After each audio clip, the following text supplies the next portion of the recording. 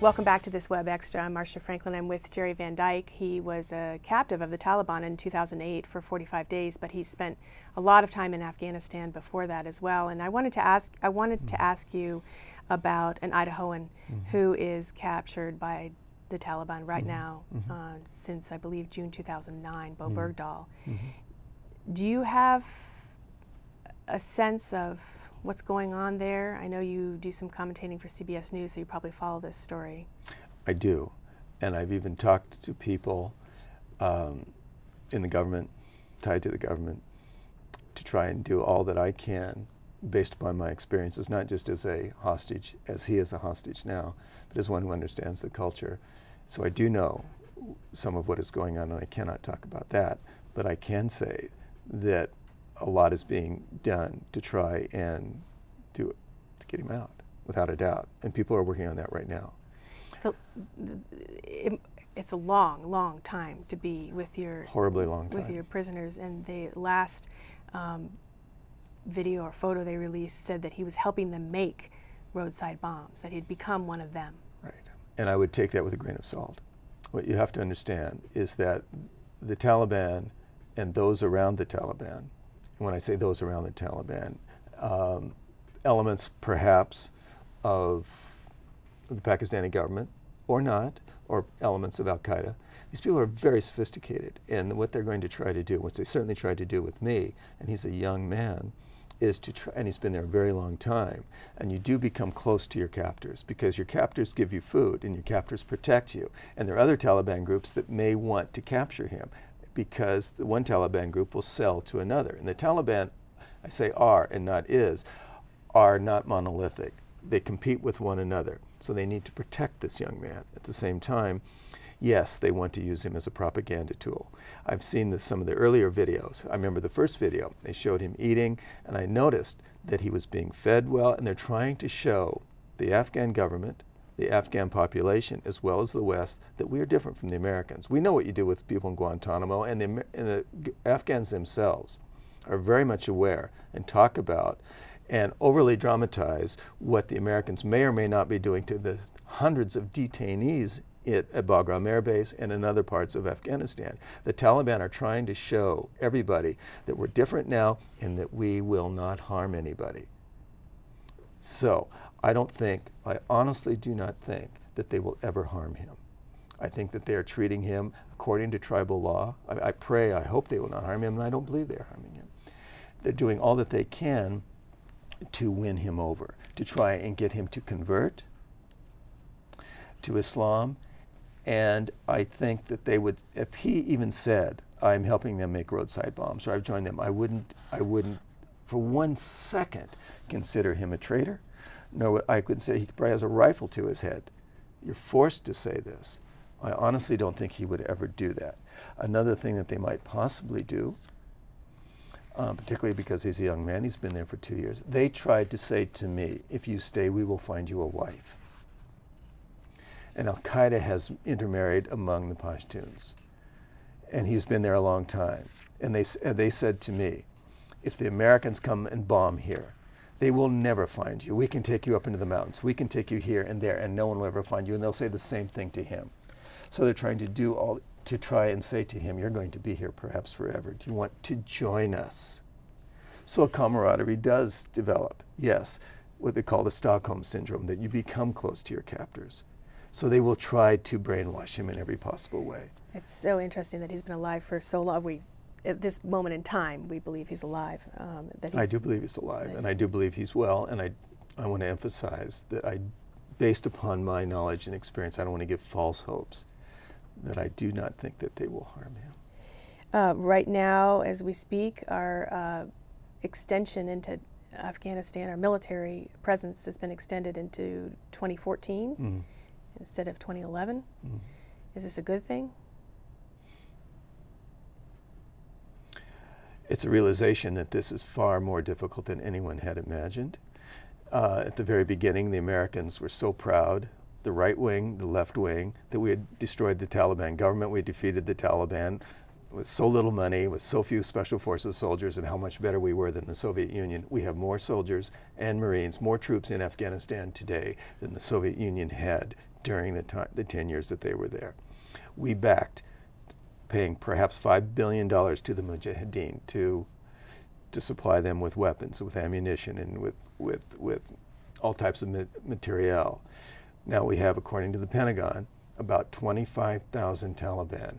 All the Taliban I was with used 1980s Soviet weapons. Where are they getting the ammunition? How can 25,000 men make life so difficult for the most successful, technologically advanced military alliance, NATO, in the history of the world? But that's precisely what is happening, and by the fact that saying that we're going to be there to 2014 shows that the war is not going as well as possible. And one final thing. I talked with, in New York recently, the spokesman for NATO, who was there he was accompanying some military officers. We had lunch. He said that very few, if any, journalists now leave Kabul.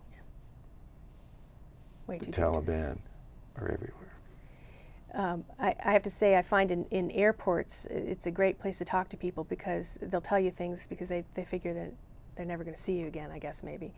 And I talked to a young soldier just recently, a few days ago, who's been to Afghanistan twice, 2 tours of 6 months. He's going back in February.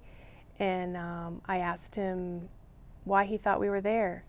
He said, I have absolutely no idea. And he said it was very frustrating because in where he was, he can't engage. They can't shoot. Why do you think that we're there now?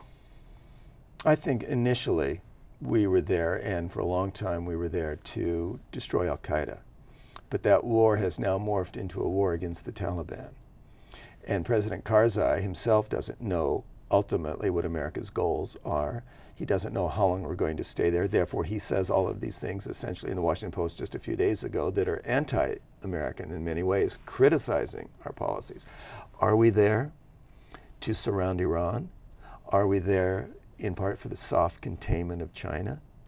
Are we there? I don't believe that we are there for the mineral wealth of Afghanistan. I was going to ask you about that, all the mineral wealth that's been discovered. No, I don't believe that. We know that it's been there. The Soviet Union, when it was there with its scientists or its geologists, certainly did the studies. That report that came out initially in the New York Times is a result in part of information provided to the West or provided by the Soviet Union.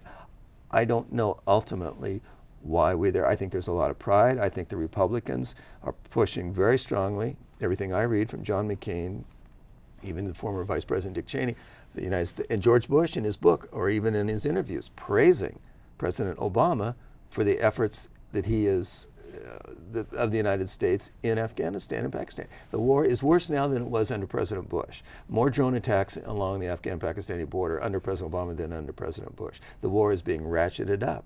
Is it American pride? I don't know. But I do not think for 1 minute that we're leaving, and ultimately I think that the President, becoming somewhat political here, I think President Bush should have, I think President Obama should level with the American public. Why in the world are we really there? Well, what about leveling with the Afghan and people who have drones going over their head?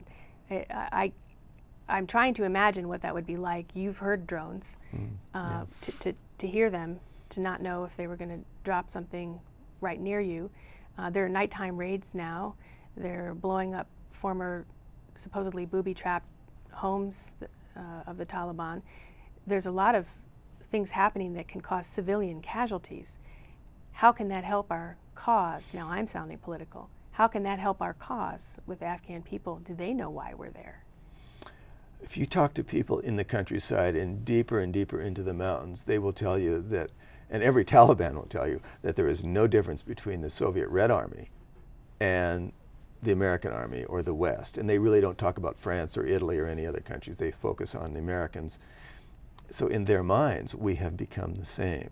And after 9 years of war, and the billions upon billions of dollars that we have poured into Afghanistan, much of that to try and improve the country, has, in many of their eyes, been for naught because they cannot tell. All they know is that their relatives are being killed and that this war is getting worse. And to them, and they're no different, they want peace, they want their children to have a better life, they want to have enough to eat, they pray they want to go to paradise when they die. They're no different from us. They're just extremely poor, and have gone through 30+ years of war now with no end of sight, in sight, and no difference between, in some ways, because of the number of deaths, and it's been raining down from the sky, and it's getting worse and worse and worse, and America's pride is at stake. And I don't want to use the word Vietnam, but I don't see how we're going to get out. And yet you support staying there. I don't want the Taliban to come back to power. No, not at all. I don't think that Al-Qaeda can come back and have the power that it would before. I think that's virtually impossible. But I do think the United States has a moral obligation because we are partially responsible for the destruction of Afghanistan as I knew it in the 1970s, because we used the Mujahideen as a proxy army against the Soviet Union. And we're doing all that we can to try and if you talk to the military, they'll tell you most of our efforts is to rebuild the country.